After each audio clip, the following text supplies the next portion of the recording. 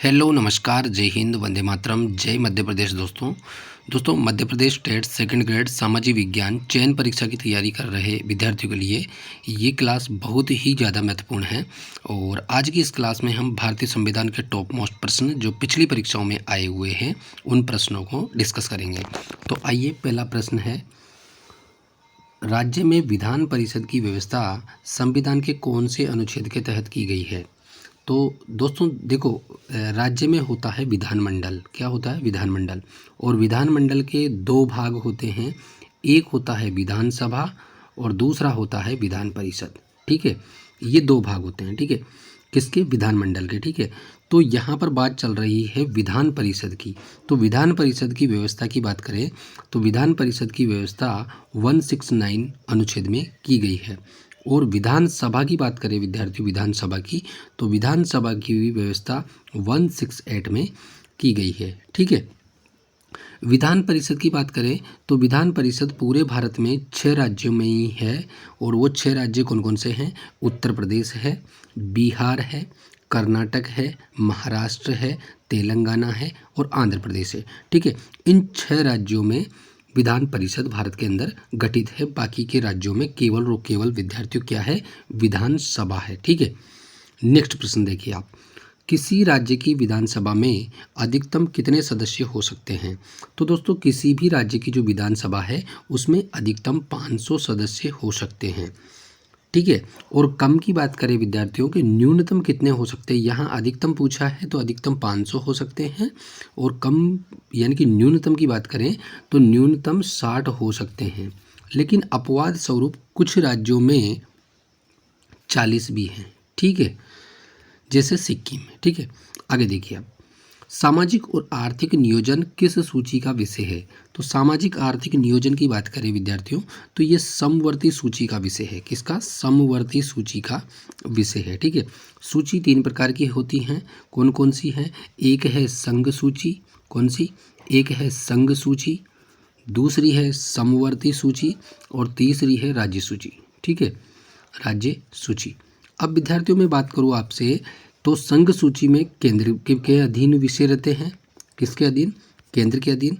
और राज्य सूची में राज्य के अधीन विषय रहते हैं। ठीक है, और जो समवर्ती सूची होती है इसमें केंद्र और राज्य दोनों के अधीन विषय रहते हैं। ठीक है, तो यहाँ पर सामाजिक और आर्थिक नियोजन की बात करें तो सामाजिक और आर्थिक नियोजन समवर्ती सूची का भाग है। ठीक है, आगे देखिए आप, भारतीय संविधान का कौन सा अनुच्छेद अल्पसंख्यकों को अपनी मनपसंद की शिक्षण संस्थाओं को स्थापित एवं संचालित करने के अधिकार को संरक्षण प्रदान करता है? तो विद्यार्थियों, अल्पसंख्यक समुदाय की बात चल रही है। ठीक है, अल्पसंख्यक समुदाय को अपनी मनपसंद के शिक्षण संस्थान स्थापित करना और उन्हें संचालित करना अनुच्छेद नंबर 30, किसमें? अनुच्छेद नंबर 30 में उल्लेख किया गया है इसका। ठीक है, अब मुझे ये बताएंगे आप कमेंट करके कि अनुच्छेद 30 कौन से मूल अधिकार के अंतर्गत आता है। ठीक है, ये कमेंट करके मुझे बताएंगे। ठीक है, नेक्स्ट प्रश्न देखिए आप, भारतीय संघ में अवशिष्ट शक्तियां रेजिड्यूअरी पावर्स किस सरकार के पास है? तो दोस्तों, ये केंद्र सरकार के पास में है अवशिष्ट शक्तियां। कौन सी शक्तियां? अवशिष्ट शक्तियां केंद्र सरकार के पास में है। ठीक है, आगे देखिए आप, संविधान संशोधन की प्रक्रिया संविधान के किस भाग में वर्णित है? तो संविधान संशोधन की बात करें हम तो संविधान संशोधन अनुच्छेद 368 और भाग की बात करें तो भाग 20 में। कौन से? भाग 20 में वर्णित है। ठीक है विद्यार्थियों, आगे देखिए आप, लोक लेखा समिति में राज्यसभा के कितने सदस्य होते हैं? लोक लेखा समिति में कौन सी समिति? लोक लेखा समिति। ठीक है, लोक लेखा समिति की बात करें विद्यार्थियों तो लोक लेखा समिति में लोकसभा से कितने होते हैं? लोकसभा से तो होते हैं 15 और राज्यसभा से होते हैं 7। ठीक है, राज्यसभा से 7 होते हैं। तो इस प्रकार टोटल कितने सदस्य होते हैं? 22 सदस्य होते हैं लोक लेखा समिति में। ठीक है, आगे देखिए आप, किसी राज्य के विधान परिषद के कुल सदस्यों में से कितने स्थानीय निकायों से निर्वाचित होते हैं? दोस्तों देखो, निर्वाचित की बात करें हम तो निर्वाचित किस प्रकार से होते हैं? देखिए आप, 5/4 6 जो सदस्य होते हैं, ठीक है, वो अप्रत्यक्ष रूप से, किस प्रकार से, अप्रत्यक्ष रूप से निर्वाचित होते हैं, अप्रत्यक्ष रूप से निर्वाचित होते हैं। और बाकी बात करें दोस्तों तो स्थानीय निकायों की, तो स्थानीय निकायों के 1/3 सदस्य जो होते हैं वो स्थानीय निकायों से निर्वाचित होते हैं विद्यार्थियों, ठीक है। और इसमें बात करें तो 1/3 की बात करें तो 1/3 जो है स्थानीय निकायों से, जिसमें नगर पालिका आ गई, ठीक है। और इसके अलावा हम बात करें तो स्थानीय स्वशासन भी आ गया है, ठीक है। और 1/3 सदस्य हैं वो कहाँ से, वो विधानसभा से, किससे, विधानसभा की बात करें तो जैसे अपने मध्य प्रदेश की बात करें तो अपने मध्य प्रदेश की विधानसभा के जो सदस्य हैं उन्हीं में से 1/3 जाएगा, ठीक है। और 1/12 की बात करें, 1/12 सदस्य कहाँ से जाएंगे, ये जाएंगे स्नातक स्तर के जो विद्यार्थी हैं जो 3rd ग्रेड क्लियर कर चुके हैं उन विद्यार्थियों में से जाएंगे, ठीक है। और 1/12 मिडिल स्कूल के, ठीक है, मिडिल जो स्कूल है उनमें अध्यापन करवा रहे गवर्नमेंट टीचर उनमें से जाते हैं, ठीक है। और इसके अलावा हम बात करें तो 1/6 सदस्य हैं वो कहाँ से जाते हैं, वो साहित्य, कला, ज्ञान, सहकारिता और समाज सेवा इन क्षेत्रों के लोग जाते हैं, ठीक है। और बाकी के जो बचे हुए 1/6 हैं, 1/6 वो कहाँ से जाते हैं, वो राज्यपाल द्वारा मनोनीत होते हैं, किसके द्वारा, राज्यपाल के द्वारा मनोनीत होते हैं, निर्वाचित नहीं होते हैं। ये भी ध्यान से सुन लीजिए आप, ठीक है। तो मैंने ये आपको पूरा विस्तार से समझा दिया गया है, ठीक है। तो नेक्स्ट प्रश्न की तरफ पढ़ते हैं, ठीक है। आंतरिक सुरक्षा अधिनियम कब अपनाया गया, जिसको हम मीसा के नाम से जानते हैं, किसके नाम से, मीसा के नाम से, यानी कि maintenance of internal security act, जो कि 1971 का है। कब का है, 1971 का है। तो आपसे पूछा जा सकता है कि आंतरिक सुरक्षा अधिनियम कब बनाया गया, तो 1971 में बनाया गया आंतरिक सुरक्षा अधिनियम, ठीक है। नेक्स्ट देखिए आप, 1958 में सर्वप्रथम किस राज्य में लोकतांत्रिक विकेंद्रीकरण को प्रयोग के तौर पर लागू किया गया, तो विद्यार्थियों सर्वप्रथम की पूछा है आपसे, ठीक है। सर्वप्रथम 1958 में आंध्र प्रदेश में, कहाँ पर, आंध्र प्रदेश में लोकतांत्रिक विकेंद्रीकरण को, किसको, लोकतांत्रिक विकेंद्रीकरण को प्रयोग के तौर पर लागू किया गया था। और इसके बाद की बात करें तो 1959 में 2 अक्टूबर को राजस्थान के नागौर जिले के बगदरी गांव में पंचायत राज व्यवस्था लागू हुई थी, ठीक है। आगे देखिए आप, संविधान के किस संशोधन द्वारा गोवा, दमन तथा दीव को भारत का अंग बना लिया गया, तो विद्यार्थियों गोवा, दमन तथा दीव को भारत का अंग, ये 1962 में, कब विद्यार्थियों, 1962 में। और यह संविधान संशोधन कौन सा था, ये 12वां संविधान संशोधन था, ठीक है। 12वां संविधान संशोधन के द्वारा गोवा, दमन व दीव को भारत का अभिन्न अंग बनाया गया। अब विद्यार्थियों आपसे हिस्ट्री में एक प्रश्न पूछा जा सकता है कि भारत में आने वाले प्रथम अंग्रेज कौन थे, तो प्रथम अंग्रेज थे विद्यार्थियों पुर्तगाली, ठीक है। कौन थे, पुर्तगाली, ठीक है। और सबसे बाद जाने वाले भी कौन थे, पुर्तगाली, ठीक है।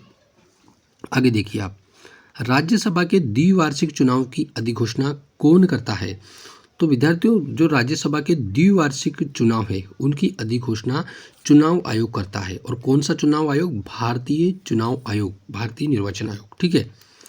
आगे देखिए आप, भारत में राष्ट्रीय योजना आयोग का गठन किया गया, तो भारत में जो राष्ट्रीय योजना आयोग है उसका गठन 1950 में किया गया था। कब किया गया था विद्यार्थियों, 1950 में किया गया था, ठीक है। किसका, राष्ट्रीय योजना आयोग का, ठीक है। संघीय मंत्री परिषद उत्तरदायी है, देखिए आप, पूछा है आपसे संघीय मंत्री परिषद उत्तरदायी है, तो दोस्तों संघ की जो मंत्री परिषद है वो तो लोकसभा के प्रति उत्तरदायी रहेगी, लेकिन यही प्रश्न आपसे पूछा जा सकता है कि राज्य की मंत्री परिषद किसके प्रति उत्तरदायी है, तो दोस्तों वो विधानसभा के प्रति उत्तरदायी रहेगी, किसके, विधानसभा के प्रति उत्तरदायी रहेगी। ये भी आप ध्यान रखें, ठीक है। प्रश्न ध्यान से पढ़ना है, समझना है और उत्तर देना है, ठीक है। लोकसभा का सदस्य अपना त्यागपत्र किसको देता है, तो लोकसभा का जो सदस्य है अपना त्यागपत्र लोकसभा अध्यक्ष को देता है। लोकसभा सदस्य कौन होते हैं, तो विद्यार्थियों लोकसभा जो सदस्य होते हैं वो हमारे सांसद होते हैं। कौन होते हैं, सांसद होते हैं। यानी कि आपसे प्रश्न यही पूछ रहा है कि सांसद अपना त्यागपत्र किसको देते हैं, तो ये लोकसभा अध्यक्ष को देते हैं। और वर्तमान में हमारे लोकसभा अध्यक्ष कौन है दोस्तों, ओम बिरला। कौन है, ओम बिरला, जो कि ओम बिरला कहाँ से हैं, ये कोटा राजस्थान से हैं, ठीक है, सांसद हैं, ठीक है। कौन सा संविधान संशोधन नीति निर्देशक सिद्धांतों को मौलिक अधिकारों पर श्रेष्ठता प्रदान करता है, तो देखो 42वां जो संविधान संशोधन है, ठीक है, कौन सा 42वां संविधान संशोधन, जिसको हम मिनी कॉन्स्टिट्यूशन के नाम से भी जानते हैं, ठीक है, ये नीति निर्देशक सिद्धांतों को मौलिक अधिकारों पर श्रेष्ठता प्रदान करता है विद्यार्थियों, ठीक है। आगे देखिए आप, संविधान का अनुच्छेद 312 संबंधित है। तो संविधान का अनुच्छेद जो 312 है वो अखिल भारतीय सेवाओं से संबंधित है। किससे, अखिल भारतीय सेवाओं से, यानी कि यूपीएससी से, ठीक है, यूपीएससी से संबंधित है, ठीक है। आगे देखिए आप, जनहित याचिकाओं का कानूनी आधार पाया जाता है। जनहित जो याचिकाएं हैं यानी कि पब्लिक इंटरेस्ट लिटिगेशन, ठीक है, इनका कानूनी आधार पाया जाता है। तो ये स्वयं संविधान में, किसमें विद्यार्थियों, स्वयं संविधान में पाया जाता है, ठीक है। भारत के संसदीय इतिहास में प्रथम बहिर्गमन का नेतृत्व किसने किया था, तो भारत में जो वॉकआउट यानी कि बहिर्गमन बोलते हैं इसको, इसका सर्वप्रथम नेतृत्व मदन मोहन मालवीय ने, किसने दोस्तों, मदन मोहन मालवीय ने किया था विद्यार्थियों, ठीक है। आगे देखिए आप, भारतीय संविधान में पंचवर्षीय योजना का प्रावधान किस राष्ट्र के संविधान पर आधारित है। दोस्तों भारत में जो पंचवर्षीय योजना है, ठीक है, इसका प्रावधान की बात करें तो ये सोवियत रूस, किसके, सोवियत रूस के संविधान से संबंधित है विद्यार्थियों। नेक्स्ट प्रश्न देखिए,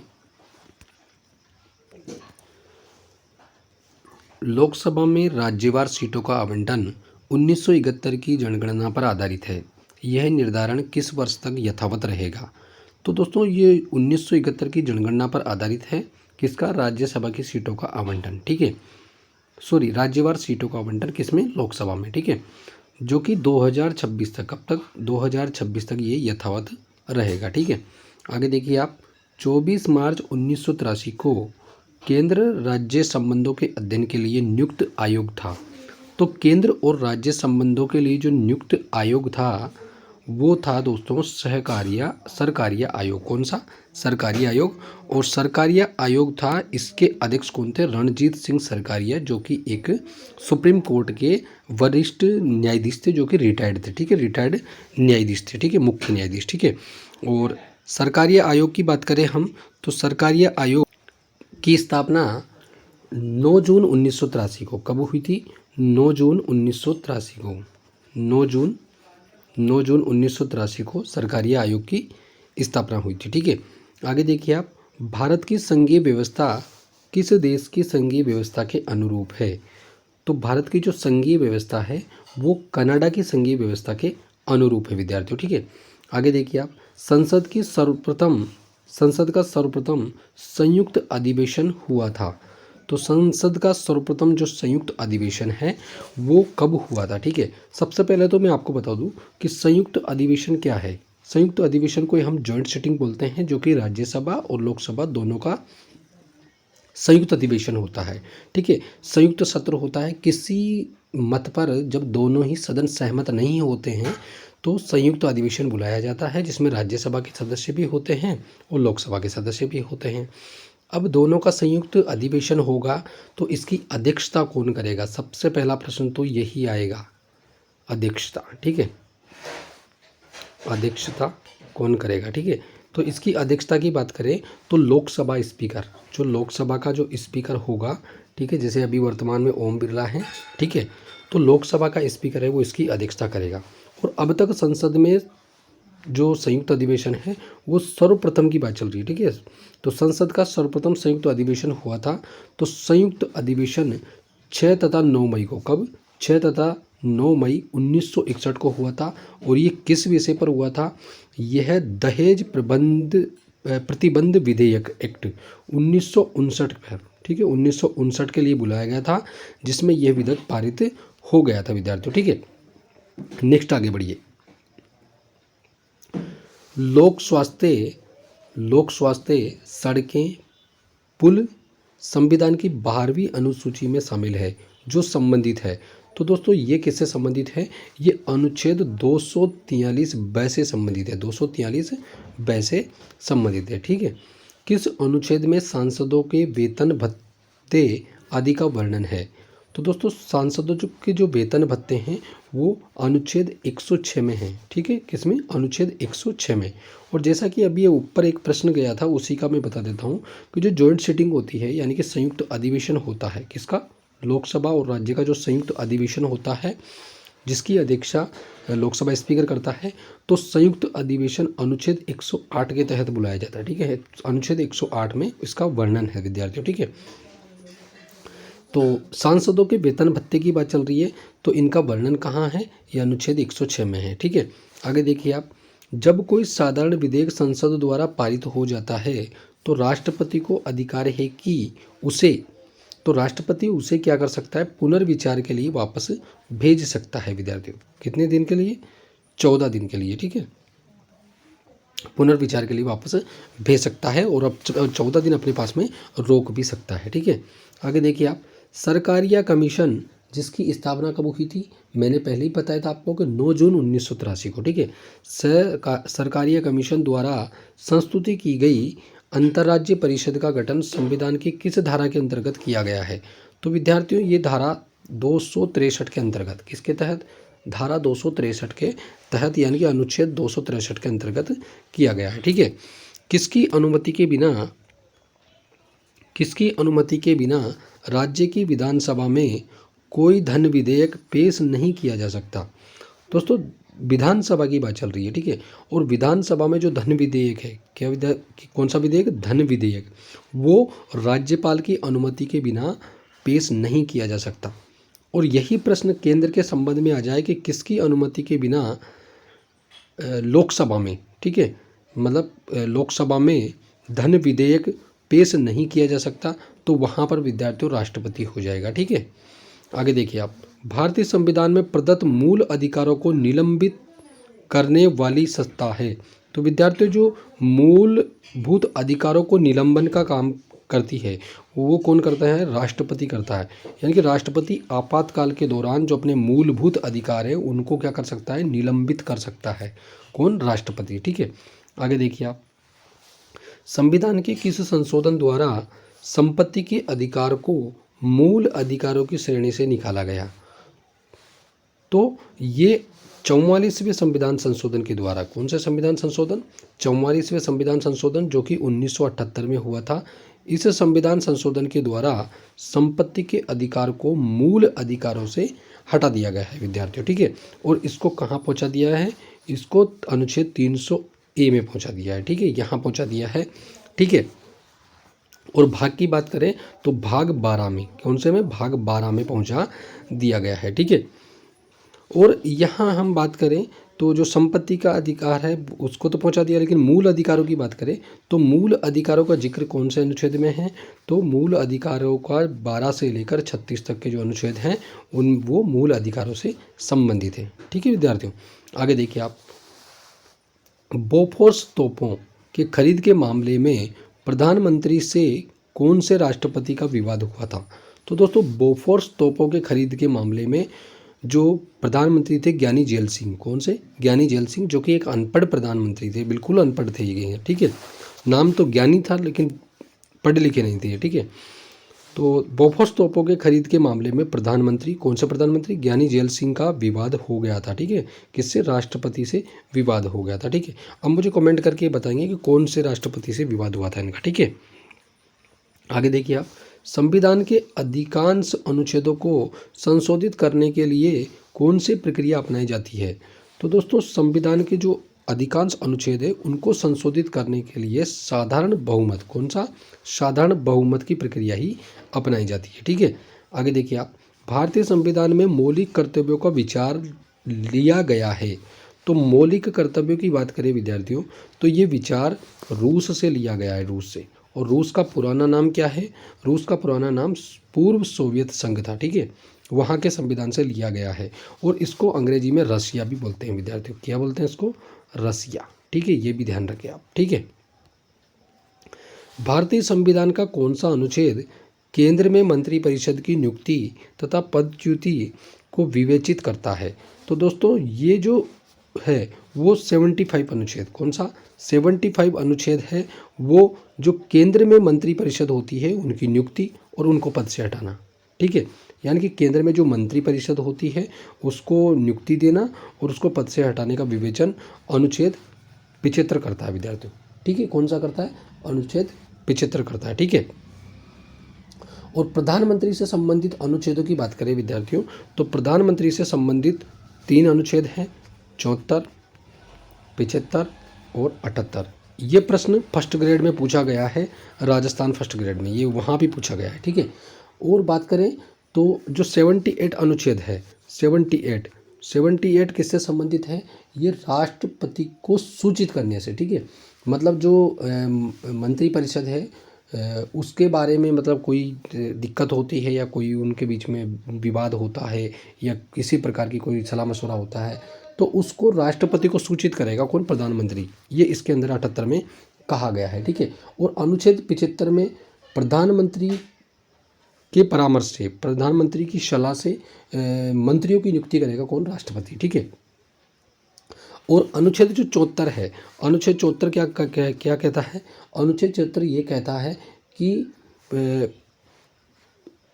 राष्ट्रपति को सलाह, ठीक है, राष्ट्रपति को सलाह और मतलब ये सलाह कह सकते हैं या सहमति कह सकते हैं ये। ठीक है, इसको देने के लिए प्रधानमंत्री रहेगा। ठीक है, प्रधानमंत्री राष्ट्रपति को सलाह देने के लिए रहेगा। ठीक है, आगे देखिए आप,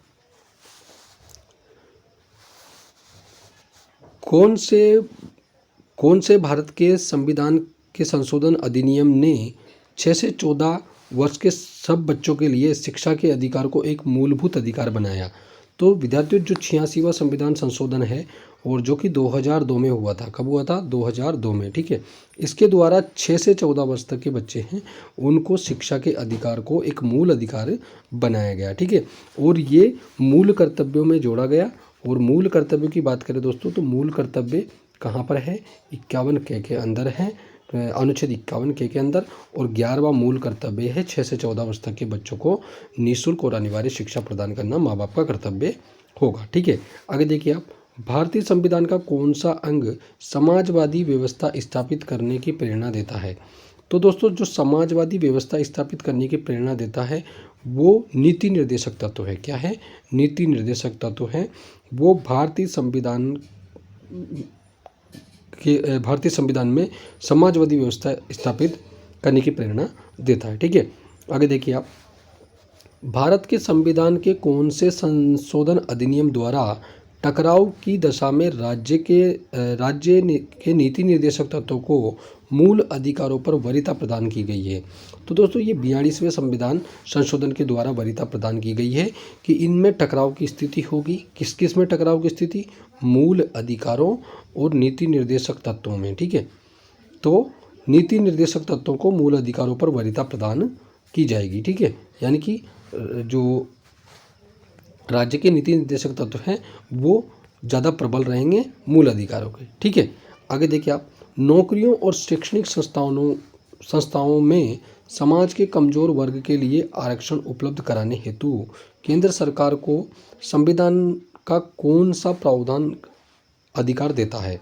तो दोस्तों जो EWS है, ठीक है, EWS के बारे में कहा गया है ये। ठीक है, EWS का जो आरक्षण है उसके बारे में कहा गया है कि नौकरियों और शैक्षणिक संस्थानों में समाज के कमजोर वर्ग के लिए आरक्षण उपलब्ध कराने हेतु केंद्र सरकार को संविधान का कौन सा अनुच्छेद प्रावधान करता है? तो अनुच्छेद 16 करता है विद्यार्थी। कौन सा? अनुच्छेद 16। ठीक है, आगे देखिए आप, संविधान के अनुसार लोकसभा के स्पीकर को उसके पद से हटाया जाता है। तो दोस्तों उसके पद से किस माध्यम से हटाया जा सकता है? किसको? लोकसभा के स्पीकर को। तो ये सदन के सभी सदस्यों के बहुमत द्वारा प्रस्ताव पारित हो जाए। ठीक है, यानी कि सदन में उपस्थित जितने भी सांसद हैं उनके द्वारा बहुमत द्वारा प्रस्ताव पारित हो जाए तो लोकसभा स्पीकर को उसके पद से हटाया जा सकता है। ठीक है, आगे देखिए आप, लेखानुदान क्या होता है? देखो लेखानुदान क्या होता है ये पूछा गया है। ठीक है, तो लेखानुदान होता है नियमित बजट पारित होने से पहले विभिन्न प्रशासनिक विभागों को अपना काम चलाने के लिए संसद द्वारा स्वीकृत अग्रिम अनुदान को ही हम क्या बोलते हैं, लेखानुदान कहते हैं। ठीक है, आगे देखिए आप, संविधान के अनुसार किसी भी सदन में किस पर संशोधन प्रस्तावित नहीं किए जा सकते। तो दोस्तों विनियोग विधेयक है, विनियोग विधेयक है, उस पर किसी भी सदन में संशोधन प्रस्ताव नहीं किए जा सकते विद्यार्थियों। ठीक है, आगे देखिए आप, भारत के संविधान के अनुसार पार्लियामेंट मतलब संसद के 2 सत्रों के बीच में अवधि से अधिक नहीं होनी चाहिए। तो दोस्तों ये 6 माह से अधिक की अवधि नहीं होना चाहिए, किसके बीच में, पार्लियामेंट अपनी जो संसद है उसके 2 सत्रों के बीच में। जैसा कि आपने सुना होगा ग्रीष्मकालीन सत्र चल रहा है अभी संसद का, मानसून सत्र चल रहा है या शीतकालीन सत्र चल रहा है, इस तरह का। ठीक है, तो 6 माह से अधिक अंतर नहीं होना चाहिए। ठीक है, आगे देखिए आप, भारत में संघीय व्यवस्था के लिए किस अधिनियम में पहली बार उल्लेख किया गया है। तो दोस्तों भारत में जो संघीय व्यवस्था है उसके लिए भारत सरकार अधिनियम 1935 में उल्लेख किया गया है। कौन से में, भारत सरकार अधिनियम 1935 में संघीय व्यवस्था के लिए उल्लेख किया गया है। ठीक है, आगे देखते हैं, मिनी कॉन्स्टिट्यूशन किसे कहते हैं। मैंने पहले भी बता दिया आपको, इससे पहले भी एक क्वेश्चन आया था उसमें भी। तो मिनी कॉन्स्टिट्यूशन 42वें संविधान संशोधन को कहा गया है दोस्तों। ठीक है, और 42वें संविधान संशोधन के द्वारा जो लोकसभा है, लोकसभा का कार्यकाल 5 वर्ष से बढ़ाकर कितना कर दिया, 6 वर्ष। और जो 42वां संविधान संशोधन है वो कब हुआ था, ये 1976 में हुआ था। ठीक है, और फिर वापस क्या हुआ कि जो लोकसभा का कार्यकाल है वो 6 से वापस कितना कर दिया, 5 वर्ष कर दिया वापस। और ये किसके द्वारा किया गया, ये 44वें संविधान संशोधन के द्वारा किया गया। और जो 44वां संविधान संशोधन है वो कब हुआ था, वो 1978 में हुआ था विद्यार्थियों। ठीक है, आगे देखिए आप, नेक्स्ट प्रश्न देखिए आप, 44वें संविधान संशोधन से पहले पंथ निरपेक्ष शब्द का एकमात्र उल्लेख संविधान के किस अनुच्छेद में किया गया था। दोस्तों जो पंथ निरपेक्ष है, ठीक है, वो पंथ निरपेक्ष शब्द 42वें संविधान संशोधन के द्वारा जोड़ा गया था 1976 में। ठीक है, और प्रस्तावना में जोड़ा गया था। पंथ निरपेक्ष के अलावा 2 शब्द और जोड़े गए थे, कौन कौन से, अखंडता और समाजवादी। ठीक है, अखंडता और समाजवादी 2 शब्द और जोड़े गए थे।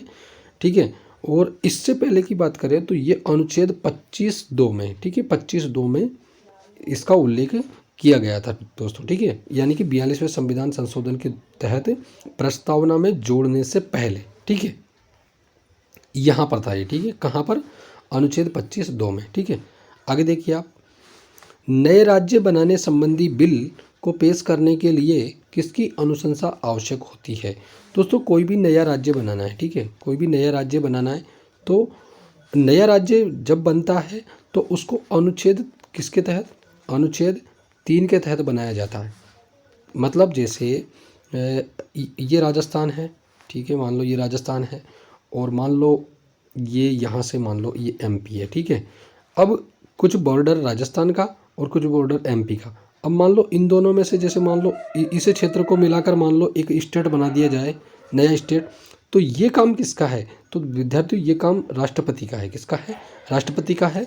और ये अनुच्छेद 3 के तहत बनता है, किसके, अनुच्छेद 3 के तहत। और अनुच्छेद 2 की बात करें विद्यार्थियों तो अनुच्छेद 2 क्या कहता है, अनुच्छेद 2 ये कहता है कि जैसे मान लो भारत है और भारत में मान लो कोई देश सम्मिलित होना चाहता है या कोई राज्य, ठीक है, जैसे मान लो बांग्लादेश या फिर हम कह सकते हैं भूटान, नेपाल, ये देश अगर शामिल होना चाहते हैं भारत में तो वो अनुच्छेद 2 के तहत होंगे विद्यार्थियों। ठीक है, तो ये थी आज की क्लास। नेक्स्ट क्लास के साथ में कल फिर मिलेंगे।